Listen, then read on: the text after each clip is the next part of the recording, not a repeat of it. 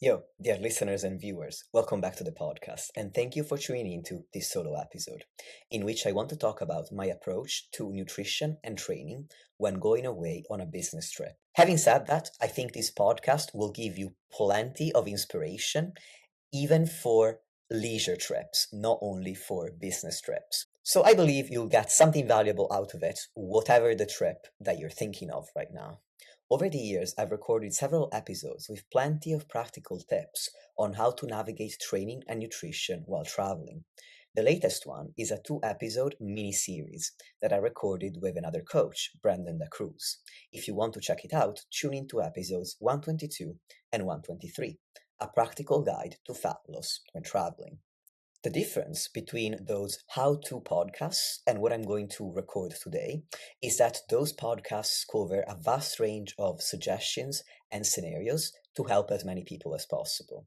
Whereas this podcast is all about my current, very personal approach, which I think will be great to integrate with the knowledge from those other episodes.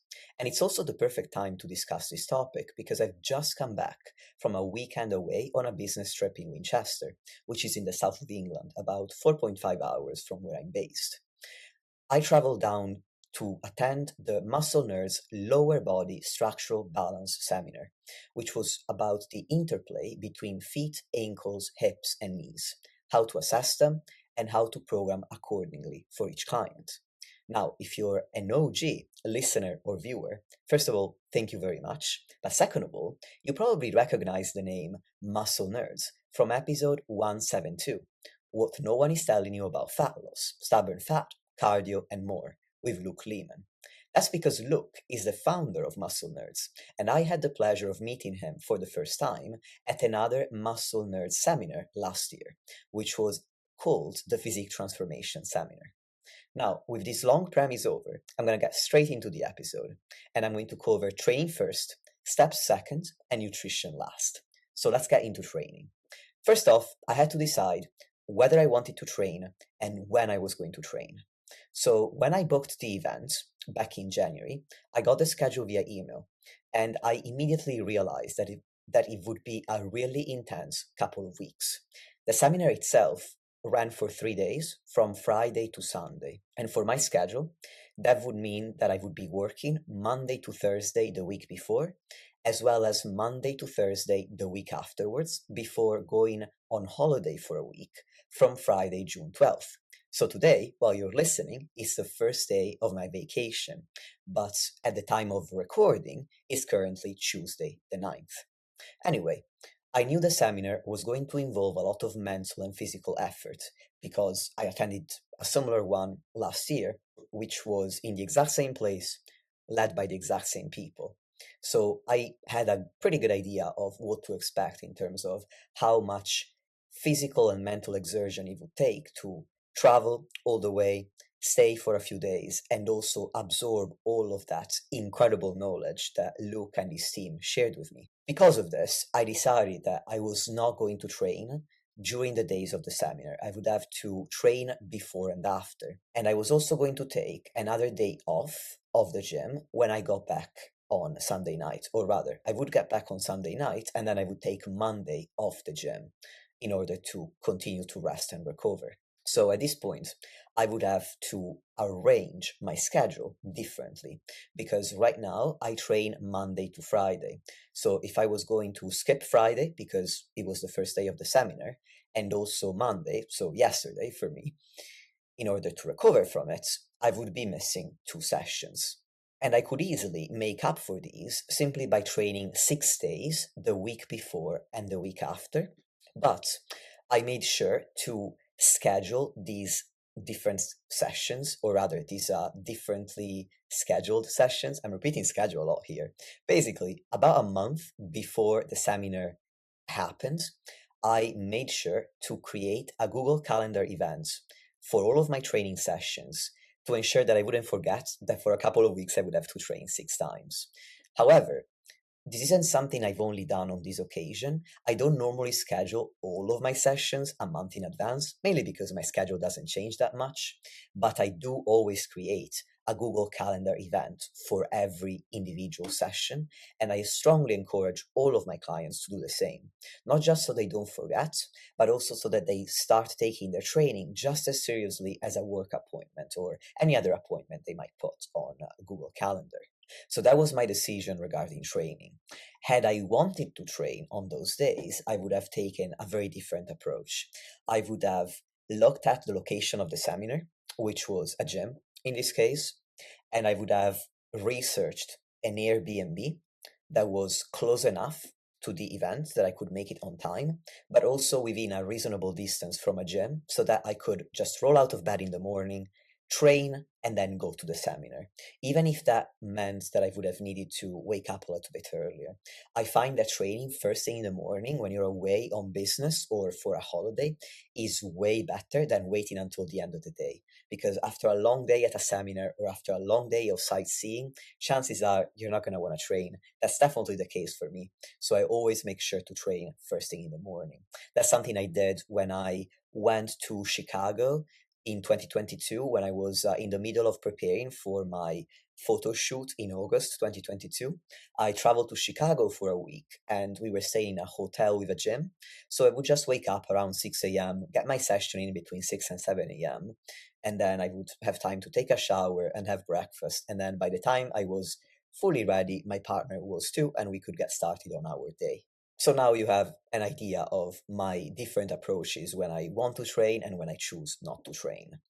With that, I'm going to now move on to discussing my approach to hitting my step target, which currently is 10,000 steps per day as an average across the week. Now, as I was saying, I went to another seminar by the same people in the same place last year in August. And I have a detailed spreadsheet that I've been filling out since 2021, where I log a variety of different pieces of data. I log my calories, macros, cardio if I do any notes, sleep, stress, hunger, a lot of data that I also ask my clients to track, actually the exact same data I ask my clients to track as well. And since I have such a long record of all of these data, one of the pieces of data I track is my steps. So the first thing I did in order to plan my steps was I consulted my spreadsheets and I looked at how many steps I was clocking when I went to the same seminar, or rather the seminar that I went to last year. And we were running on a similar schedule, and I ended up only walking 4,000 to 5,000 steps each day. And at this point, I'd also already looked into my Airbnb, and I knew that it would be a similar distance from the gym that the seminar was going to be held at. The gym itself is in the middle of nowhere. Winchester is really small. My Airbnb was in the middle of nowhere, which meant I would need to use to travel there by car every day. So I expected that those 4,000 to 5,000 steps that I hit last year would end up being the exact same number I would be able to hit this time, because the seminar was going to run 9 to 6 p.m. And I also accounted for the fact that Luke is very generous with his time and very talkative. So we were probably going to run late on at least one day. And at that point, my brain would be mush and I just would not have the wherewithal to make up for low step counts. So for all these reasons, I decided that I would accept those 3 lower step days and I would make up for them the rest of the week and the week before that, just so I wouldn't have to do 15,000 steps or something similarly extreme like that Monday to Thursday leading up to the seminar. Instead, I decided to average 12,000 steps the week before, and the week of the seminar, my goal was 8,000. And 12,000 plus 8,000 is 20,000 steps. You divide that by 2, so you get the average across the 2 weeks. That's 10,000 steps each week. So that was the steps taken care of.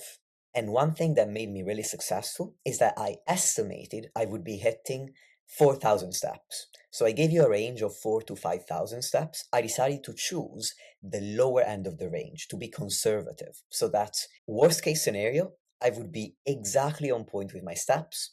Best case scenario, I would actually walk a little bit more on the lower step days, so I would end up with a slightly higher step average.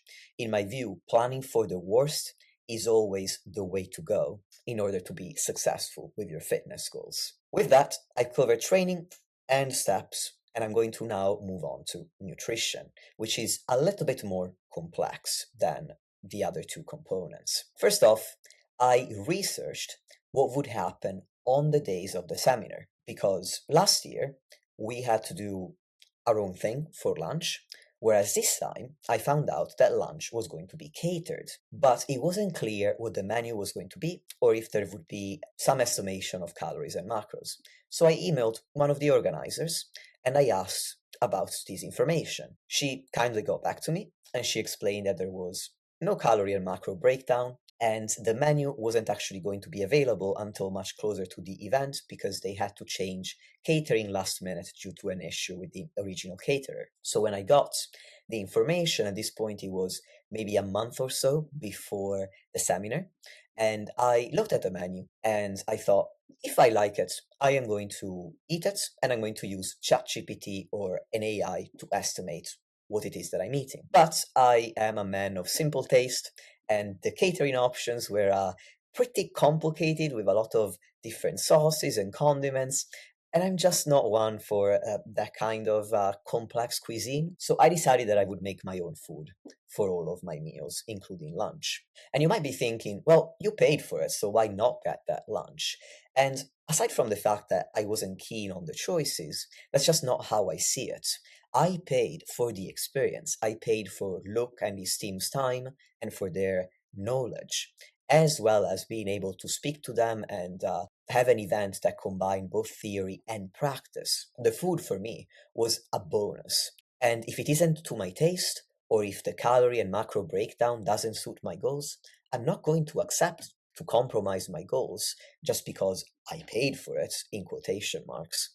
And that's how I would suggest that you frame event catering too. You're not wasting money if you choose to do your own thing, because you're paying for the experience. So anyway, once I knew what would happen for lunch, at this point I'd already booked my accommodation, and my go-to choice when I'm traveling is always booking an Airbnb with a kitchen. I love it because it's budget friendly and I have full control over my food, which means I can easily buy and make something for myself instead of relying on takeaway, high calorie takeaway for breakfast, lunch, and dinner. So the next thing I did was I researched the area around both the Airbnb and where the event would be held. And as I've said, the Airbnb was in the middle of nowhere, in a residential area with no grocery stores within walking distance. But the event was an 18-minute walk from Tesco Extra, which is a big grocery store if you're not familiar with that. So not only would I be able to get there on foot, but I would also be able to clock nearly 2,000 steps, because most people will get an average of 1,000 steps per 10 minutes of walking. So 18 minutes would be 1,800 steps, which is not bad after a day where I would be mainly sitting around. So at this point, I finalized my schedule. I would have breakfast at home first thing in the morning. Then I would travel to get to the seminar from 9 to 6 p.m. And I estimated we would be done by 6:30 p.m., accounting for Luke's proclivity for talking. After that, I would go to Tesco, shop for dinner, and then make my way back to the Airbnb. Finally, I planned all of my food choices into my calorie tracking app the week before the seminar, so that I would know how much to pack to take with me and what I would buy once I got to Winchester. So I ended up with this meal plan. I had protein powder with cream of rice and a kiwi for breakfast, and I could bring the protein powder and the cream of rice from home. And since I have a kiwi every day, I ended up also being able to take my existing bag of kiwis so they wouldn't go bad at home. Then for lunch, I would have a chickpea salad and smoked salmon on rice cakes. Finally, for dinner, I would have potatoes, shakshuka on rice cakes because I love shakshuka, and currently Tesco has just started offering a little pot with an egg in shakshuka sauce, which I adore. And also I would add a salad. So dinner would be potatoes, shakshuka on rice cakes, and salad. And then I had some leftover calories and I thought, I'm going to get a dessert that I fancy and I'm going to decide what I want on the day. I kept this plan set like this every single day, except for dinner on Sunday night, because I would need to have that dinner on the train. So I had to adapt that one because eating on the train back meant I wouldn't be able to microwave anything like I would have in the comfort of my Airbnb. And I also needed to be able to carry it around easily because I would spend all day at the seminar on Sunday before taking the train. I also brought dinner with me on Thursday night. I always bring my own meals when traveling, and on Thursday night I was on the train, irrespective of which means of transport I'm using, whether I'm going by plane, train, or car. I don't like wasting calories or money on crappy food that you can get from service stations or airports. Anyway, going back to the meal plan, I kept it very similar to what I currently eat at home because I don't believe you have to overhaul your entire diet just because you're going away. Even if you're going somewhere cool for a holiday, for example, and you want to try some new food options. In fact, I believe that keeping at least some meals closer to your daily routine makes calorie and portion control easier and still allows space for some more indulgent, higher calorie foods without setting yourself back and still feeling in control of your food as well as enjoying your time away. In this case, the biggest difference between my Winchester meal plan and my typical diet is that all of the food choices I made while I was in Winchester were pre-cooked. So all I needed to do was microwave them. Or if it was a salad, I would just need to put it in a bowl and eat it.